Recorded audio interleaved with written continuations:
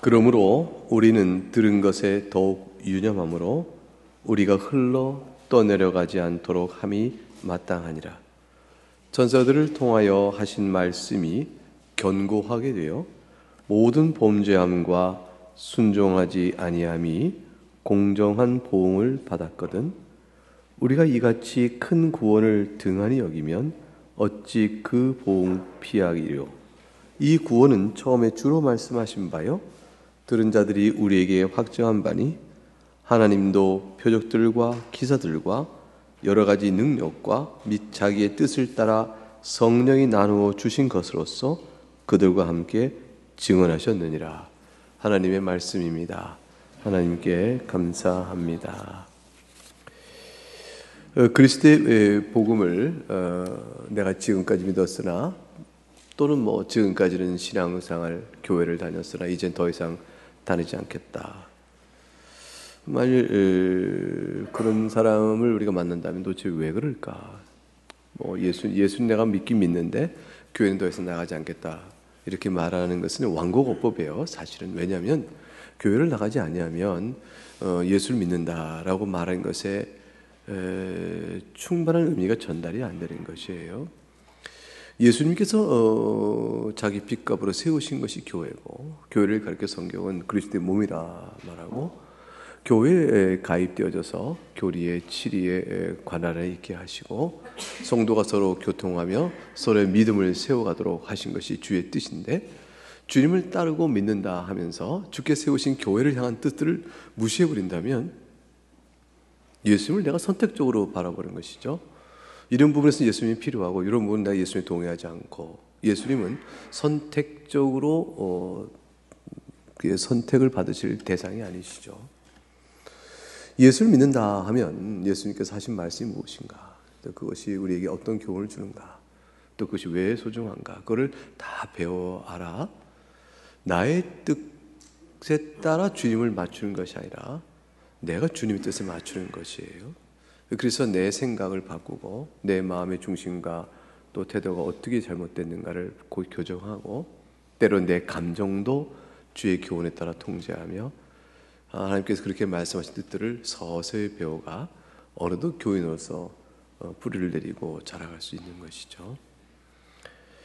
복음의 진리가 더 이상 믿어지지 않는다, 이렇게 되거나 또는 복음이 더 이상 불필요하게 여겨진다, 이래서 때로는 교회가 더 이상 내가 볼 때 이렇게 썩 마땅치 않다, 이렇게 되어지거나 여러 가지 이유들이 제시되어지면서 또 교회에 나름대로 상처를 받았다, 이런 것들이 다 이유가 될 수 있죠.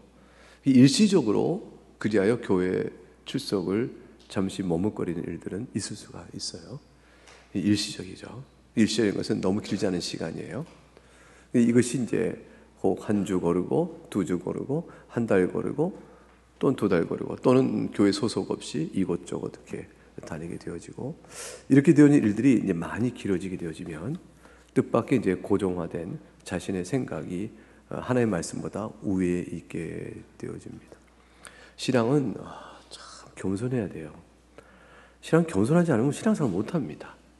이게 이제 저의 성정에 비추었는데, 저도 이제 어려서부터 신앙생활 쭉 해오는데 늘 판단이 빠른 사람이거든요. 저는 이건 옳다, 이건 그렇다, 아이고 왜 저렇게 하냐, 아닌 것 같다, 이렇게 저에게 치명적인 성격적 결함이고 약점이기도 한데, 분별하여 내 잣대로 판단해가는 일들이 어려서부터 좀 많아가지고 퉁퉁퉁퉁 이렇게 되는 일이 좀 많았는데, 그러니 교회 가게 되면 이제 핑계거리가 많아요. 눈에 보이는 거슬린 것도 많고. 근데 이런 모든 것들은 이제 사실은 그 사람의 개인적 성격이기도 하고 죄성의 결과도 합니다. 우리가 다 죄아래 있기 때문에 정서적인 결함 또는 지성적인 오류, 또 의지의 나태함, 이런 것들이 다 어우러져 있는 것일 수 있죠. 여러 이유가 있을 수 있습니다. 히브리서를 쓰고 있는 이 상황 속에서 유대인들이었는데 그리스도를 믿고 나온 사람들 가운데서 여러 가지 이유가 발생한 거예요.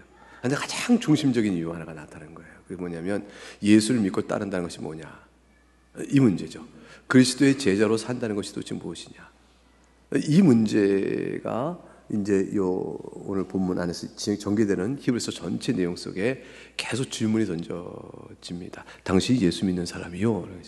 예수 믿는다는 것이 무엇을 의미하는지 아느냐? 이렇게 되면서 유대인들에게 예수님은 당신들이 믿었다가 말다 할 사람이 아니고 또 그리스도의 교회에 들어왔다가 나갔다 마음대로 할 것이 아니고 그리스도가 어떤 분인지 생각하라. 이런 질문, 그 질문 앞에 이제 유대인들을 목회적으로 가르치는 서신이라 할 수 있어요. 그러니까 히브리서는 사실 교리서에 거의 방불할 만큼 구약 성경의 신구약의 성경 해석학적 측면이 깊이 담겨 있지만 또 그래서 그 결과로 말미암아 많은 교리가 나올 수 있지만 그러나 가장 중요한 것은 실제 상황적인 그걸 고려한 메시지가 목회적 측면에서 계속 전개되어 갑니다. 이것은 뭐냐면 정죄하기 위함이 아니고 보호하기 위함이에요. 성도를 보호하기 위해서 이렇지 않은가 저렇지 않은가 하고 깨달음을 전개해 줍니다. 오늘 본문을 통해서 나가는 것은 뭐냐면 너희가 들은 복음이 도대체 뭐냐라는 거예요. 너희가 들은 복음이 어떤 복음인 줄 아는가? 복음의 가치, 복음의 중요성, 복음의 위대함 관련하여 예수 그리스도의 위대함, 이거를 가르쳐 주고 있습니다. 1절을 보니까 그러므로 우리는 들은 것에 더욱 유념함으로 우리가 흘러 떠내려가지 않도록 함이 마땅하니라, 이렇게 되어 있죠. 주의할 점이 있다. 자칫하면 흘러 떠내려간다. 이것이에요. 흘러 떠내려가지 않아야 되겠죠. 그 떠나지 않는 것은 어떤 것이에요? 붙들려 있는 것이죠. 근데 흘러 떠나지 않는다. 그럼 무엇으로부터?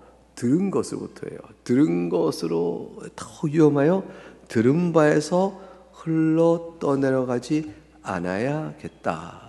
이렇게 되어지죠. 들은 바의 내용은 뭘까요? 히브리서 1장 1절부터 3절에 우선 되어 있는 말씀을 보게 되면 1장 1절부터 3절까지 말씀을 같이 읽어볼까요? 시작.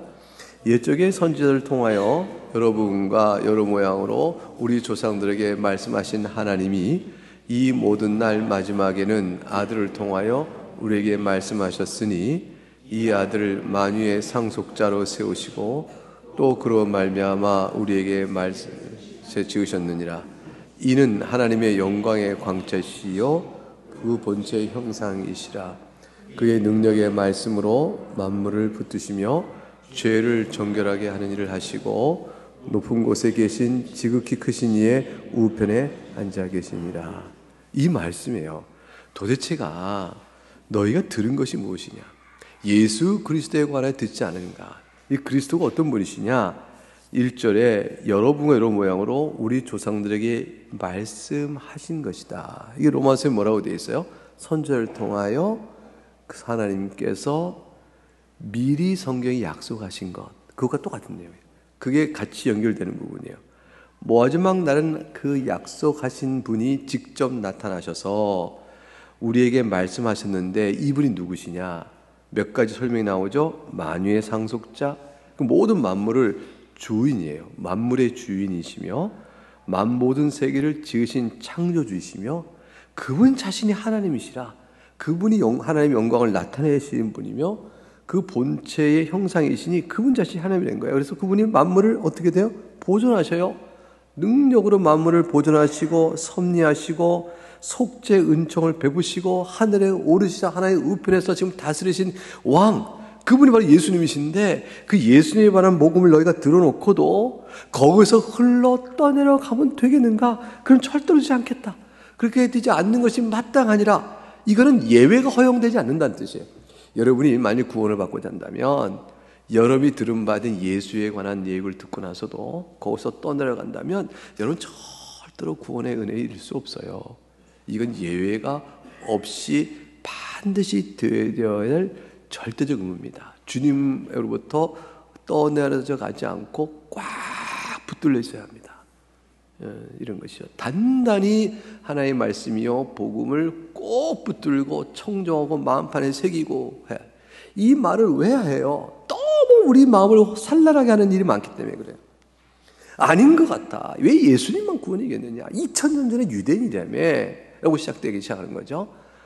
등등등 복음을 훼손하는 것. 하나님 정말 계시냐부터 시작하는 방해 요소부터 시작해서, 아니면 예수는 믿긴 믿는데 동시에 다른 종교도 믿어라, 다원적 구원론을 자꾸 제시하거나, 이를 등등으로 우리의 믿음을 회방하는 요소가 너무 많은 거예요. 시험에 들어가는 요소가 너무 많은 거죠. 그것뿐 아니라 진리에 동의한다 할지라도 이 동의가 마음판에 강하게 새기지 않으면 점점점 영적 나태함이 생기죠. 게으름이 생기죠. 교만해지죠. 판단하죠. 또 죄의 정욕에서 도덕적으로 타락하죠. 얼마나 많은 유혹이 있는지 몰라요. 여러분, 죄를 사랑하여 도덕적, 영적으로 타락하면요, 주님이 점점점 멀어져요. 주님께 나오거나 하나님께 나오는 게 싫어지기 시작한단 말이죠. 왜냐하면 죄에 대한 즐거움 때문에. 이걸 끌어내야 되잖아요. 그러니까 그런 강도 속에서 얼마나 많은 것, 정서적이고 도덕적이고 지식적이고 모든 부분에서 영적으로 시험들이 너무나 많고 혼란스러움이 많기 때문에 자꾸 끌어당기게 있어요. 이게 태풍 불듯이 강하게 올 수도 있지만요, 잔잔한 물처럼 살랑살랑살랑 불어와서 끌어가기도 합니다. 한 번만 딱 유념하면 되는 것이 아니라, 너희가 여기서 보자면 더욱 유념함으로 라는 말씀 속에 뭐냐면 지속성이에요. 예수 그리스도의 복음에 붙드는 일을 끝까지 계속해서 마음에 새기고 순종해야 한다. 말씀을 듣기만 하고 자신을 속이지 말라 하시는 말씀처럼 듣고 그냥 흘러버리는 자가 돼서는 안 된다는 것이죠. 성경은 예수 그리스도의 복음을 통한 하나님의 사랑을 담아 우리에게 알려주는 책인데, 이 계시의 책은 따라서 처음부터 끝까지 일관되게 거듭거듭 수없이 제일 많이 반복하는 말이 뭔지 아세요? 그게 뭐냐면 하나님의 말씀을 삼가 듣고 마음에 새기라. 이것이 성경 전체 일관된 얘기예요. 왜냐하면 그 말씀을 향한 그런 태도가 아니면 복음을 마음에 받아 새길 방법이 없고, 그러면 흘러 떠내려가거든요. 소용이 없어져요. 신명기 28장 1절에 보게 되면 이 유명한 말씀이에요. 네가 너의 하나님 여호와의 말씀을 삼가 듣고 내가 오늘 너에게 명령한 말을 명령하는 그 모든 명을 지켜 행하면 너의 하나님 여호와께서 너를 세계 모든 민족 가운데서 뛰어나게 하실 것이다. 이것만이 살 길이란 얘기죠. 세속적 기준에 더 뛰어난 자가 아니라 이방인과는 구별된 나의 백성이 되겠다는 뜻을 그렇게 말씀하신 거예요. 이게 여호수아 1장 8절에 못을 떠난 후에 두려움 속에 있고 장태한 이스라엘 어떻게 인도할까 한가 걱정이 있을 여호수아에게 준 말은 뭐예요? 걱정하지 마라. 네가 할 일이 아니고 내가 한다고 하시면서 너는 단지 율법책을 너희 입에서 떠나지게 하지 말라 그랬죠. 주야를 묵상하여 그 가운데 기록된 대로 다 지켜 행하라 그랬어요. 그럼 내 길이 평탄이 될 것이고 형통할 것이었어요. 하나님께 이끄시는 모든 일은 말씀을 새기는 일만이 우리에게 주어진 거듭된 반복된 명령이에요. 그러니까 주의 말씀은 내 발의 등이요 내 길이 뭘까요? 빛이잖아요. 그걸 믿고 나가는 거죠.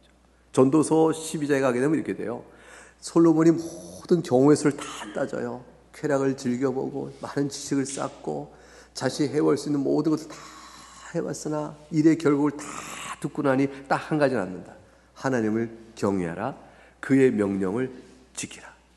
이거 외에는 사람에게 구할 다른 본분은 없으니 이것이 사람이 인생을 어떻게 살았냐를 말하는 최고요 절대요 유일한 가치예요.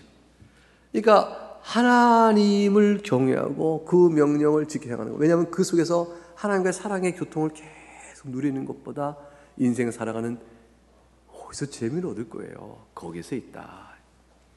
예수님께서 너희가 내 말을 지키라. 너희가 나를 사랑하면 내 말을 듣지 않겠느냐 그러셨어요. 그럼 내 아버지께 너희가 사랑을 받는 거야. 이게 하나님이 사랑을 받는 법을 알려주셨어요. 내 말을 잘 듣고 그걸 마음에 새기고 그대로 행하라. 근데 그걸 하기 힘들지. 너희가 나를 사랑해봐라. 그 말이 왜 힘들겠느냐. 내가 너희를 사랑했잖아. 주님 그거예요. 내가 너희를 이렇게 사랑했으니 내 사랑 가운데 거하라. 그럼 내 말을 지키고 행할 거야. 그렇지 않겠어? 그러면 하나님의 사랑이 너희 안에 넘치게 되어진다. 주님은 그래서 하나님을 사랑하고 또 우리가 내어드림이 있어서 그 어떻게 하면 하나님을 사랑하는 것일까요? 내 마음을 어떻게 보여드려요? 그것을 나타내 보이는 실천적 규범이 하나님의 말씀 속에 주신 명령들이라. 명령은 이게 다 내 사랑의 마음을 드러내 보이는 실천적인 수단들인 거예요. 오늘 오전에도 말씀드릴 때 드렸던 말씀과 똑같다 할 수 있고요. 근데 흘러 떠내려가 간다는 게 말이에요. 이게 표현이 너무 재밌어요. 이게 어떤 표현이냐면 태풍이 불어 단단히 묶었던 배가 밧줄이 딱 끊어져서 떠내려가는 게 아니고요. 이게 배 사공이 이렇게 딱 부두에 배를 딱 정박고 물으면 끈으로 묶을 거 아니에요, 이렇게. 그죠? 묶어둘 텐데 이거를 느슨하게 묶어서 단단히 동여매지 않고 느슨하게 묶어놓으면 파도가 덜렁덜렁 치면서 어느 결에 느슨하게 묶은 게 매듭이 툭 풀어지면서 살살 풀어져서 떠내려간 거 있죠. 그런 모양이에요. 이 헬라어 원문의 내용은 이렇게 조금씩 변해가는 상태적 상황을 반영하는 원문으로 이렇게 되어 있어요.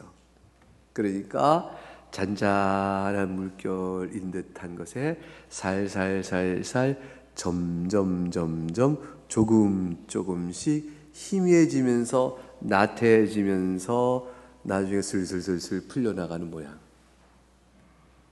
물이 데워지는 물 속에 있는 개구리가 점점 죽는 줄 모르고 익어가는 것처럼 우리의 신앙이 그렇게 되지 않도록 주의하라 하고 말씀하고 있는 거죠. 근데 이거는 유대인들 그 당시의 상황 속에서 보시면서 이러는 거예요. 당장에는 예수님이 왔는데 복음을 거부하지 않아요. 그러니까 복음을 잘 믿는 사람이라고 인정이 되고 있는데 이 사람의 생활과 마음 중심이 말씀에서 조금씩 멀어지고 있는 거예요. 처음 받았던 기쁨, 은혜를 조금씩 까먹고 있는 거예요. 그리고 무엇인가 어떤 이유인가 잠깐 영적 감각이 둔감해져 가고 있는 거죠. 그리고 자꾸 다른 일에 마음이 더 쓰기 시작하는 거죠. 경건 생활이 자꾸 게을러지기 시작하는 거죠. 기도하는 시간이 줄거나 하지 않게 되어지거나 말이죠. 그래서 점점 하나님과 예수님의 말씀 앞에 즐거웠던 모든 것들이 지식으로 남아있는데 살아있는 힘으로 내 안에 점점 미뤄져 가는 거예요. 감격이 무뎌지고 소중성과 가치가 자꾸 인식이 과거의 것이 되고요. 과거의 것으로만 회상되고 살아있는 신앙으로 안 나오는 거죠. 이거는요, 새로운 말씀이 주어져야 새로워지는 것이 아니라 받은 은혜의 말씀을 자신이 그렇게 삼고 있는 거죠. 여러분, 어떤 좋은 일이 생겨봐요. 너무너무 좋잖아요. 근데 그 일이 나중엔 당연히 돼봐요. 별거 아니잖아요. 그렇잖아요. 여러분, 어떤 좋은 물건을 얻어요. 아이패드가 생겼어요. 처음에 저 이 아이패드 얼마나 아꼈는지 아세요? 닦고 깨끗이 하고 그냥 보고 있는데 요즘에 그냥 툭 나요. 당연히 여겨진 거죠. 사실 이게 만약 망가져봐요. 다시 또 귀해지기 시작하고, 야, 이거 살려면 또 이거 돈이 얼마야? 이래가면서 막 귀할 거예요. 근데 다시 생기면 너무너무 좋아할 거란 말이에요. 근데 평범해진 거예요. 이 소중한 이게. 선물로 받았던 것의 그 어마어마한 것들, 그것들이 점점 평범해지고 나태해지고 귀한 것을 인정하지 않게 되죠. 이게 먹고 사는 일과 감각과 육신의 필요에 관한 일도 그런 타성이 있듯이 영적인 경우 똑같은 거예요. 영적인 것도 예수 그리스도의 복음의 그 감격과 소중성이 나중에는 판단의 장이 되기도 하고 점점 희미해져 가는 거죠. 이제 이것이 되어지니까 나는 어떤 문제가 생길까 싶냐면 조금 더 어려움이 생기잖아요. 그러면 그냥 넘어져요. 박해가 오잖아요. 그냥 넘어져요. 유혹이 오잖아요. 그냥 넘어지는 거죠. 그게 평소에 약해진 상태 속에서 넘어지는 거죠.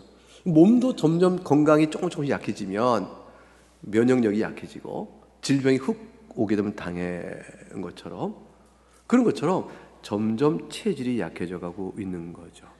시험이 든다는 것은 마음속에 자기도 암을 들여다보면 알아요. 감사가 줄어들고 그리고 피차간의 귀함이 여기는 존중감이 절어들고 이렇게 되어져요. 아, 내가 왜 이러는가? 이게 조금씩 떼밀려 가고 있는 것인가? 갑자기 강한 유혹이 올 때 떼밀려 갈까 조심하라가 아니고 오늘 본문은 평소에 지금 어떠한가 봐라. 의도적으로 고의적으로 복음을 거부하는 불순종을 경계하고 있는 게 아니고 지금 나태함으로 난 예수님을 떠나고 있는 건 아니에요 라고 말하고 있지만 사실 조금씩 멀어가고 있는 거 아니냐를 보라는 거예요. 이 무슨 말인지 아시겠죠? 지금 강하게 난 예수 안 믿어 이렇게 불신앙하여가는 배도의 사건을 엄하게 엮고 있는 것이 아니라 지금 살짝 밀려가고 있지 않은가를 보는 거예요. 왜 그러냐면 그렇게 밀려가는 사람은요 조금만 강한 바람 오면 그냥 다 넘어가 쓸려가 버리거든요. 강한 바람이 올 때 쓸려가지 않으려면 평소에 잘 단속하고 있어야 되는 거죠. 평소에. 그래서 하는 말이에요. 평소에 떠밀려가고 있지 않은 걸 살피라. 조금만 어렵고 강한 바람이 오면 그냥 이런 자는 떠밀려지느니라. 우리가 늘 위험성에 있기 때문에 그렇죠. 롯이라는 사람 있죠. 아브라함의 조카. 롯이 소돔과 고모라 땅으로 갔잖아요. 여기 요단 동편 들쪽 보니까 비옥해 보이니까 글로 갔어요. 롯이 글로 갔을 때 소돔에 사는 사람 같겠어요? 고모라에 사는 사람처럼 악을 행하는 사람이겠어요? 롯은 경건한 사람이었거든요. 경건하니까 베드로에서 그것은 경건하니라고 했어요. 이 사람은 언약 백성 안에서 아브라함부터 신앙을 보고 경건한 사람 살지만 이 사람이요 그 신앙 지켜가는 일이 쉽지가 않아요. 가족들 그렇게 쉽지 않죠. 딸들, 사위, 거기 사는 거 다 결혼하고 살아가면서 롯의 아내 등등등 쭉 보셔요. 그가 당한 영적 고난과 핍절이 어떠한가. 타락하고 부패한 도시인데 비옥하다는 건 눈길 하나 두고 가버린 롯. 이거는 떠내려갈까 조심하라 하고 일궈야 될 사람인 거죠. 세상을 사랑하여 나를 떠나갔다. 누구죠? 데마죠. 그런 사람이 있을 것을 염두에 두고 하신 말씀이에요. 그런데 이 말을 할 때 딱 하신 말씀이 있어요. 너희가 들은 것을 생각하라. 너희가 무엇을 들었기에 이렇게 되어서는 안 되지 않겠냐. 너희가 들은 바를 생각하라. 어떻게 그런 일이 있을 수 있겠냐. 이렇게 되어지는 것이죠. 2절 말씀 보세요. 2절 읽어볼까요? 시작. 천사들을 통하여 하신 말씀이 견고하게 되어 모든 범죄함과 순종치 아니함이 공정한 보응을 받았거든. 우리가 이 3절까지 읽어봐요. 시작. 우리가 이같이 큰 구원을 등한히 여기면 어찌 그 보응을 헤아리요. 우리에게 확정한 바니 이렇게 되어 있어요. 여러분 이 말씀 그냥 너무 그냥 다 이해가 되죠? 천사를 통하여 하신 말씀이라.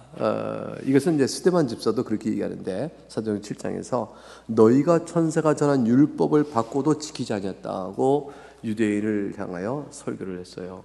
근데 모세를 통해 받은 율법이죠. 모세를 통하여 주신 바 율법인데 천사를 통하여 전한 율법. 그러니까 하나님께서 모세에게 계시 주실 때 직접 말씀하기도 하시고 천사를 보내어 말씀하기도 하시고 일반적으로 하나님께서 우리에게 주시는 계시 사건 속에 천사를 종으로 부리신 일들을 포괄해서 하는 말들이라 볼 수 있습니다. 갈라디아서 3장 19절에서도 율법이 뭐냐 이렇게 말하고 우리가 죄를 범하니 하나님께서 죄가 뭔지를 일깨워주시려고 더해주신 것이 율법 일터인데 율법을 통하여 죄를 깨닫게 하시고 죄된 자가 다시 구원을 받아 율법을 지키도록 하시는 일들이 율법의 기능이다. 그런데 이것은 한 중보자의 손으로 베푸신 것인데 천사들을 통하여 베푸셨다. 이렇게 갈라디아서 3장 19절에도 되어 있어요. 그래서 이 천사를 그 말이 히브리서에 지금 나온 대로 천사들을 통하여 하신 말씀이라 이렇게 표현되고 있는 거죠. 그런데 그 말씀 구약의 말씀도 우리가 지키지 않고 불순종했을 때 하나님께 어떠한 보응을 받았는지 생각해보라는 거죠. 근데 비교를 하고 있는 거예요. 구약을 통해 천사를 통하여 구약에서 모세를 통해 준 율법을 지키지 않았을 때도 그렇게 보응을 받은 일을 우리가 알고 있거늘 하물며 3절에 이같이 큰 구원을 등한히 여기면 이같이 큰 구원 어찌 살 길이 있다고. 어찌 살 길이 있다고. 너희가 들은 바 말씀이 뭐냐? 2장 1절에 얘기했어요. 근데 감히 거기서 또 내려가지 않아. 조심해. 구약의 백성 한번 생각해 볼까? 하나님께서 구약교회가 지은 죄를 그냥 놔두신 적이 있어? 거룩한 가나안 땅에 죄가 관영해질 수 있지 않도록 하나님께서 불러내셨는데 그들이 범하고 안식일을 범할 때 하나님께서 죽이라 하셨지 않냐? 거룩한 백성으로 모이는 이 삶의 그 복됨을 회방하는 자를 죽이려 하지 않느냐. 하나님 악한 자를 내어 쫓아가 말씀하지 않는가. 이스라엘 백성 자체가 불순종하니 아예 광야길 40년 동안 헤매고 다니도록 하나님이 정죄도 하셨다. 무심히 범한 죄도 속죄를 받아야 했다면 의도도 범한 죄의 속죄는 얼마나 크겠냐. 근데 너희가 이것을 등한히 여기겠느냐라고 묻는 거죠. 그리스도께서 실제로 오셔서 행한 복음을 예언과 성취를 보고도 믿지 않는다면 방법이 없는 거죠. 옛날에는 사실 그림자니까 내가 잘 몰랐어요. 이렇게 핑계댈까요? 그래도 구약 교회 안에서 하나님이 규례로 마땅히 성도를 부르시는 은혜의 수단을 베푸셨기 때문에 그 구약 규례에 따른 은혜의 수단을 게을리하면 구원에 이르지 못하거나 또는 회개하고 돌이켜오는 과정이 필요했죠. 회개하고 돌이켜오도록 하기 위해서 때로 하나님께서 징계매를 내리기도 하셨던 거예요. 신약에서는 더욱더 뚜렷한 것이죠. 이미 주님께서 오셔서 실제로 이루시고 이렇게 복음의 말씀을 진리로 쭉 풀어주는 것보다 더 선명한 게 어디 있어요. 근데 이런 일을 보고도 범죄하고 불순종한다면 하나님께 내리시는 그 공정한 복음을 어떻게 피할 수 있겠느냐. 등한히 여기면 그랬어요. 등한히 여긴다는 말이 도대체 무엇일까? 난 등한히 여기지는 않아. 귀하게 여겨. 이렇게 생각할지 몰라요. 귀하게 여기는데 조금 내가 게으른 거야. 이렇게 얘기할까요?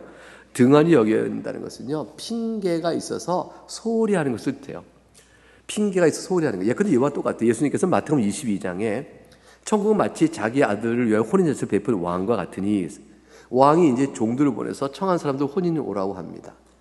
근데 이 사람이 뭐라고 그러냐면 오기를 싫어해요. 그러니까 다시 또 보내서 내가 오찬을 준비하되 내가 살진 짐승과 소를 잡고 모든 걸 다 감췄으니까 이제 오라 하더니 22장 5절에 그들이 돌아보지도 않고 한 사람 자기 밭으로 한 사람은 사업하러 가고 이렇게 됐어요. 돌아보지도 않고 밭으로 사업하러 갔다. 이 돌아보지도 않고 딱 줄치면 이게 오늘 히브리서 2장 3절에서 등한히 여기고랑 똑같은 단어예요. 번역만 다르게 되어 있어요.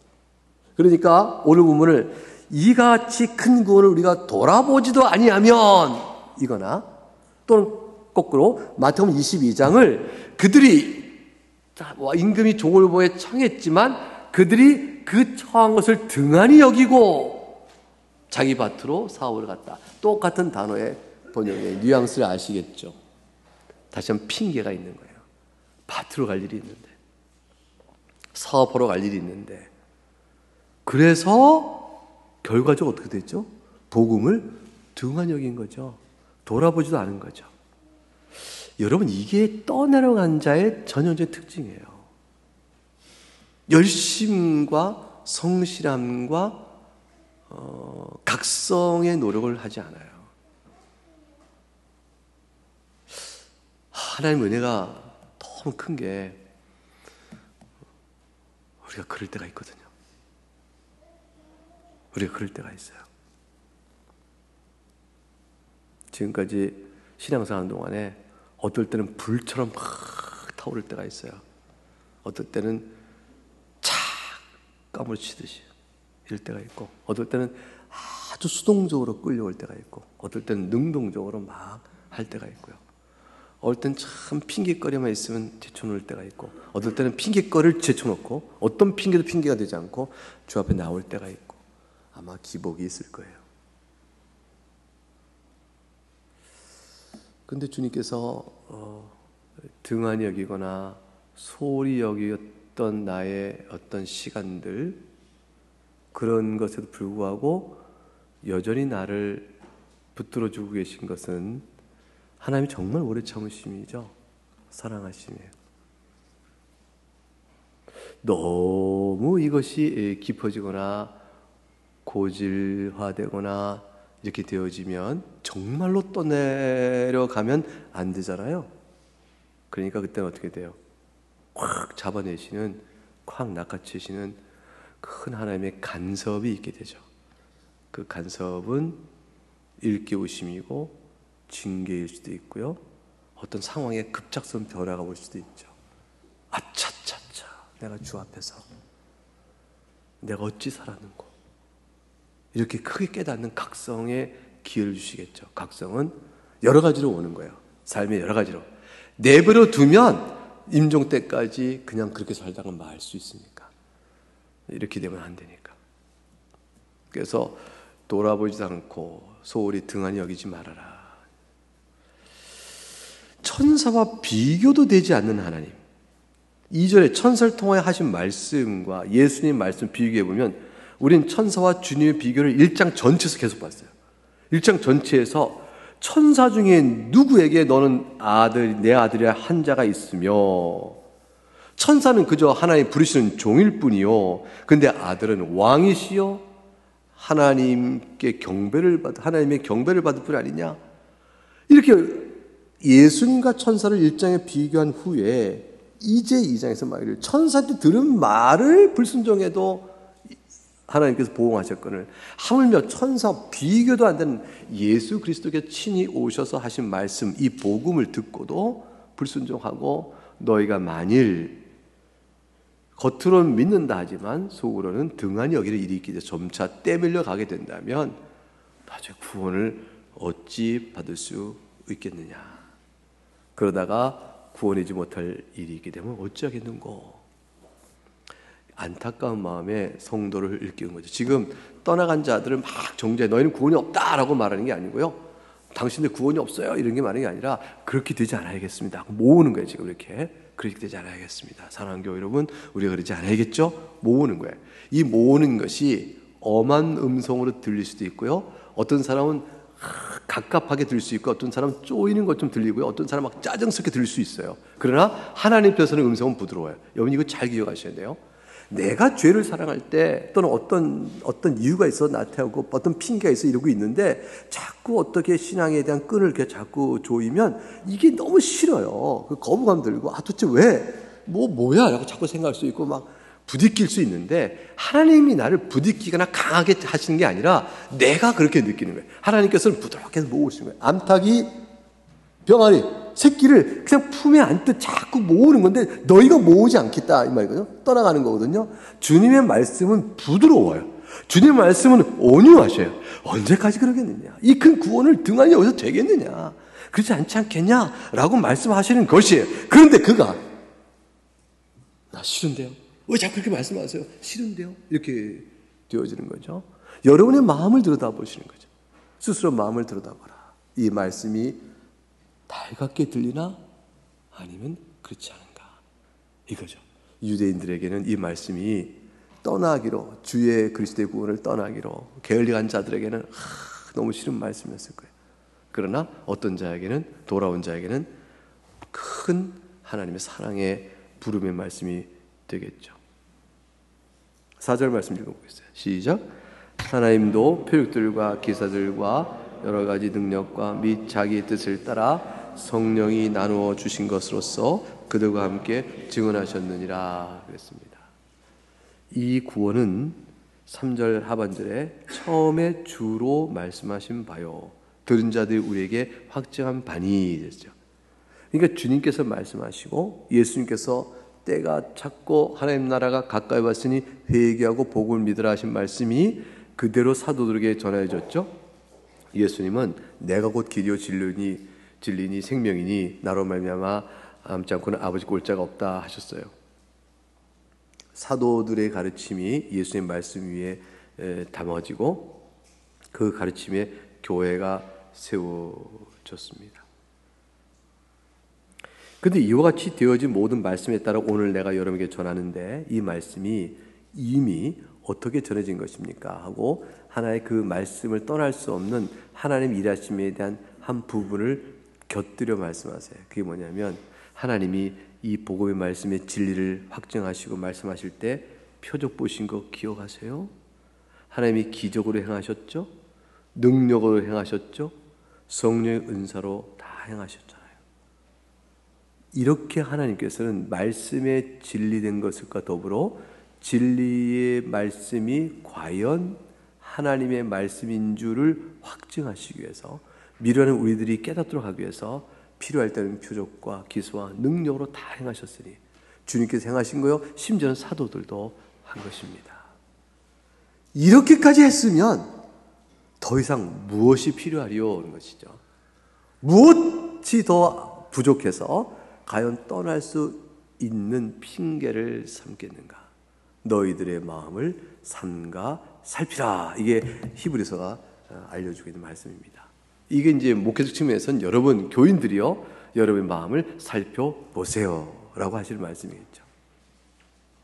스스로 자신을 돌아보라 적용하면 이제 요점 정리합니다. 흘러 떠내려가고 있지 않은가요? 질문이 던져졌습니다. 여러분의 영혼의 닻을 말씀에 굳건히 붙들고 그로 인하여 기뻐하고 즐거워하고 계십니까? 묻는 것입니다.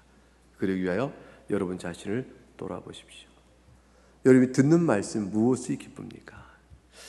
저는 예수님이 우리를 위하여 죽으시고 십자가의 고난과 죽으심으로 우리를 속죄하시며 부활하시사 그의 능력으로 하나님께서 그리스도의 율법의 의를 우리에게 주신 바 되어 우리가 하나님의 자녀가 되도록 선포하시고 영생을 소망으로 줬다는 말들은, 이렇게 간단한 말들은 몇 번이고 반복해 들을수록 기뻐요. 평생 들어도 이렇게 흥분되는 말씀으로, 감사로 일깨워준 말씀이 세워져야 되죠. 왜냐하면 이게 처음 믿을 때만 죄인이 아니거든요. 내가 처음 믿을 때만 죄인이어서 그 말씀이 너무 좋았어요. 그냥 무슨 죄인이 아니에요, 내가. 근데 말씀 들을 때마다 더 이상 죄인이 아닌데 십자가가 내게 뭐, 더 이상 죄인이 아니니까 십자가가 뭐, 이렇게 되나요, 우리가? 아니잖아요. 처음 믿을 때 죄인으로서 십자가의 은혜를 받는 것보다 어떤 면에서는 더 깊고 더 확실하게 십자가가 필요하다는 사실을 알게 되죠. 더욱더. 그러니까 날마다 듣는 복음의 말씀이 날마다 은혜가 그때그때만 되지 않을 수가 없어요. 처음 들을 때의 나의 죄인된 고백보다 지금의 나의 죄인된 고백이 더 깊으니까. 이 모든 일을 통해서 복음은 항상 우리에게 새롭게 다가오는 것이고, 항상 평생에 내가 사나 죽거나 나의 유일한 위로로 주 앞에 나갈 수밖에 없는 거죠. 그래서 자신을 돌아보며 그런 은혜의 말씀 앞에서 내 마음이 어떠한가를 돌아보라. 그 은혜의 말씀 앞에서 나의 심령이 어떠한가를 돌아보라 라는 것이죠. 그러고 나서 오늘 이 본문의 말씀대로 보게 되면 떠내려가는 사람들이 안 하는 것, 떠내려가지 않는 사람이 하는 것, 그걸 구별해 보는 거죠. 주의 말씀을 사랑하여 주님 앞에 감사와 찬송과 그리고 기도 생활을 놓치지 않고 성도들과 선한 영적 교제와 사귐에 즐거워하고 자신의 교만함과 나태함을 경계할 줄은 늘 의식을 갖고 있는가. 그러면 떠내려가는 사람이 아니죠. 이런 일에 다 게을르지 안 하는 사람은 떠내려가고 있는 것이죠. 예언의 말씀을 읽을 뿐 아니라 또 들을 뿐 아니라 그거를 마음에 새겨 지키고자 하는 자에게 주께서 가까우실 때 복이 있다 하셨습니다. 빌라델피아 교회가 주께 칭찬받은 교회예요. 근데 그 교회를 가리켜서 주님이 이렇게 칭찬하셨어요. 네가 능력은 적은데, 빌라델피아 교회가 큰 교세가 크고 많이 모여서 무슨 뭐 이렇게 힘을 갖고 있는 교회가 아니었어요. 소아시아의 작은 교회죠. 근데 너희가 적은 능력을 가지고도 내 말을 잘 듣고 지키고 예수의 이름을 어떤 박해에서도 배반하지 아니하구나. 주님 칭찬하십니다. 그래서 내가 속히 오는 이 예언의 말씀을 지킨 자에게 복이 있으리니 자기 두루마기를 빠는 자는 복이 있으리다. 이 두루마기를 빤다는 게 뭐냐면 회개생활이에요. 예수님의 보혈의 피로 깨끗한 옷을 희고 깨끗한 세마포를 입은 사람이 두루마기를 빤다는 것은 이미 주님께서 이 목욕한 사람은 발 씻으면 된다는 것처럼, 그러니까 주님을 사랑하여 정결케 된 신부요, 그 모습 안에 살면서 너무 감사해서 주님과 사랑의 유통을 나눌 때 자기 두루마기를 빠는 거예요. 그런 사람들은 복이 있으리니 그들이 생명나무에 나가며 문을 통하여 성에 들어가는 권리를 받을 것이다.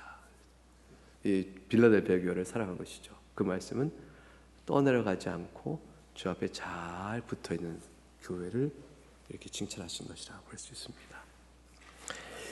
예수님의 복음은 선택사항이 아닙니다. 예수님의 복음은 절대적이에요. 예수 복음에 붙들린 신앙의 생활은 선택적으로 할 것이 아니고 꾸준히 할 일이에요. 꾸준히. 그리고 마음을 둘 일이지 마음을 이렇게 곁길로 둘 일이 아니에요. 그러니까 마음과 뜻과 힘을 다하여 하나님을 사랑하라 한 그대로 전심전력하여 복음에 딱 붙든 자 되기를 소원해야 하는 것이죠. 그것이 피곤한 일이 아니고요. 평안과 위로와 감사와 눈물이 있게 되는 기쁨의 일인 것인 줄은 여러분이 이미 알고 계실 줄 압니다. 찬송하겠습니다.